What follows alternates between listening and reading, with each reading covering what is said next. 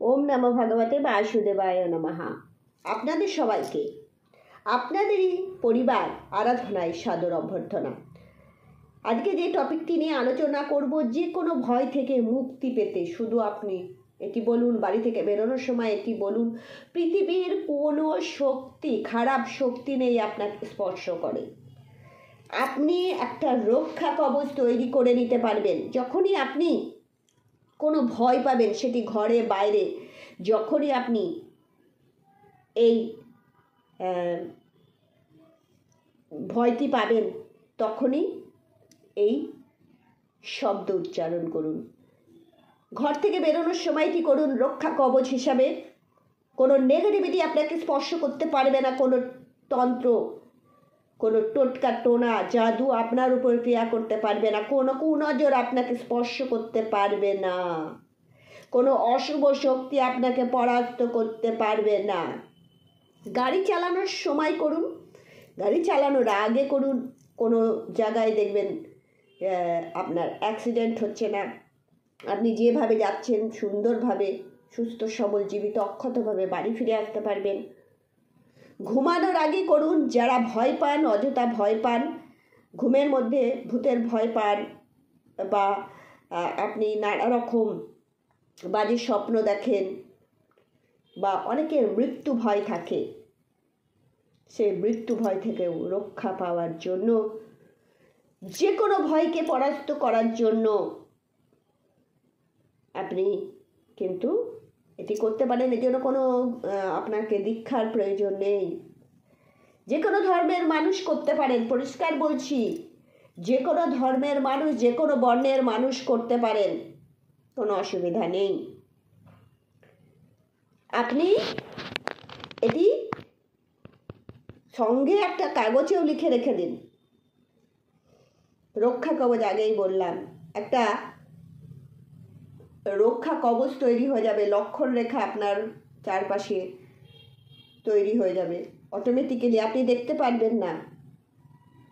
এটা invisible. Invisible মানে এটাকে চোখে দেখতে পাবেন না। কি করবেন বললাম, যে কোনো পরিস্থিতিতে আপনি পড়লেই এটি করতে পারেন। যখনই আপনি কোনো ভয় অনুভব করবেন, বা এমন কোনো জায়গায় গেছেন যেখানে আপনি মনে করছেন নেগেটিভ এনার্জি আপনাকে কি করছে, আপনাকে অ্যাটাক করতে পারে, আপনি নেগেটিভ এনার্জির মধ্যে আছেন, অনেক বড় বড় তন্ত্র বাধাও আপনার কাছ থেকে আসতে পারবে না। পৃথিবীর কোনো অশুভ শক্তি নেই, বারবার বলছি, আপনাকে টাচ করে। একটি কথা বলে রাখি, যখন দেখবেন মাঝে মাঝে গাটা ঝাড়া দিয়ে ওঠে, নাড়া দিয়ে ওঠে, এটা কেন হয় জানেন? এটা ঘরে থাকলেও হয়।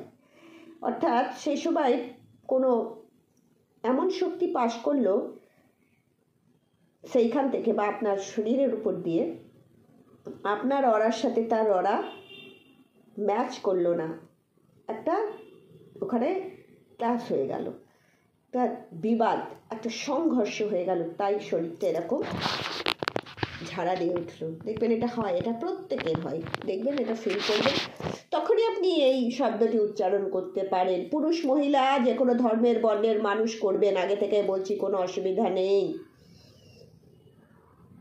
মহিলারা যদি পিরিয়ড চলে, অসুবিধা নেই, করতে পারেন। যখনই বা জন্ম চলছে, মৃত্যু ঔষধ চলছে, তাও করতে পারেন। কেননা এই সময়গুলোতে কিন্তু একটু বেশি করে আমাদেরকে সাবধানতা অবলম্বন করতে হয়।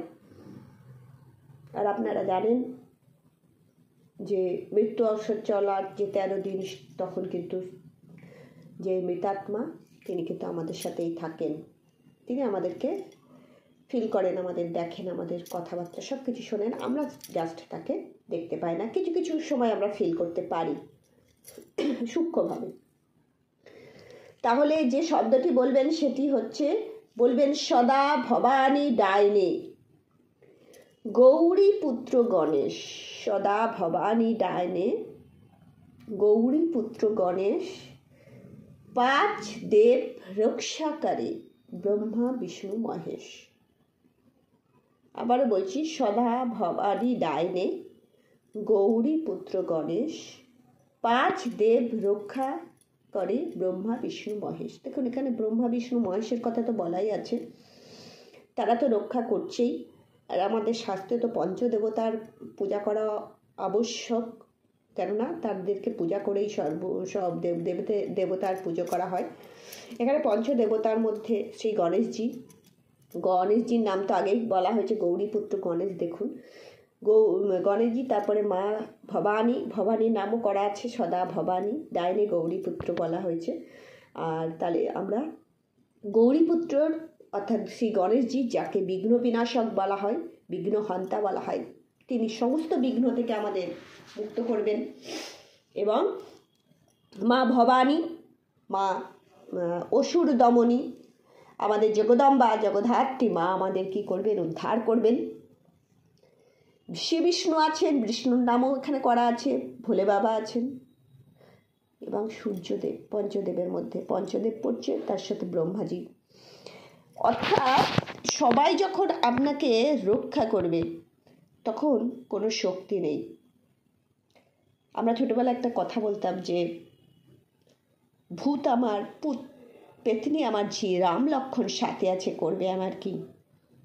রাম নাম করলে ভূত চলে যায়। আর যারা রাম নাম করতে পারেন না, রাম নাম করতে লজ্জা করে বা আপনার কোথাও বাধে, তাদেরকে একটাই কথা বলবো, উপদেশ না, একটা অনুরোধ করব, মরা বলতে আরম্ভ করুন। মরা বললেও কিন্তু রাম অর্থাৎ ঘুরিয়ে নাক দেখান, কোনো অসুবিধা নেই।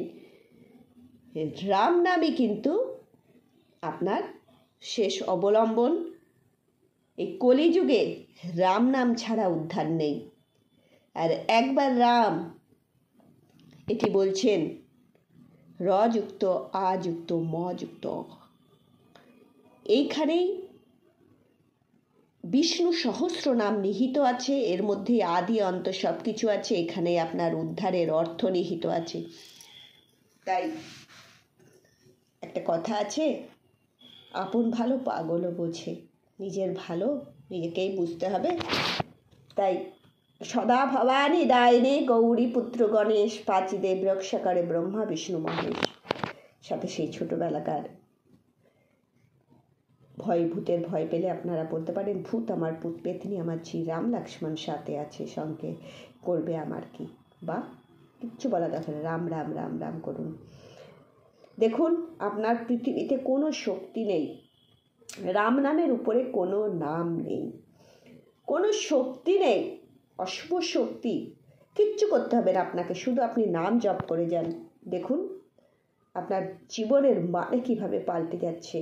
মর্যাদা পুরুষোত্তম রামজি আপনার জীবনে আসুন, আপনি এই অধিকারী হয়ে উঠুন, যোগ্য হয়ে উঠুন রাম নাম জপ করার। এই কৃপায় ভগবানের কাছে, মর্যাদা পুরুষোত্তম রামজির কাছে, সীতারামের কাছে এই প্রার্থনাই করব। ভালো থাকবেন, বলুন জয় শ্রী সীতারাম।